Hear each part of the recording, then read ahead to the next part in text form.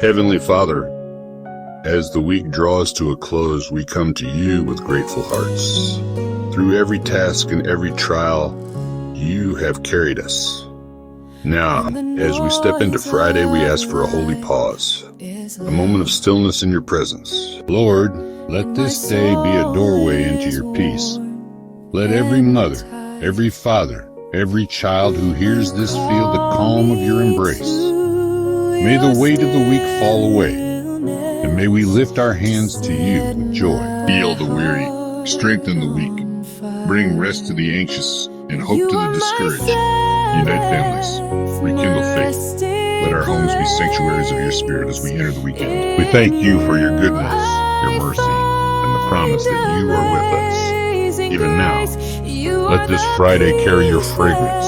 Let your glory fill our hearts and our homes. In the name of Jesus, amen.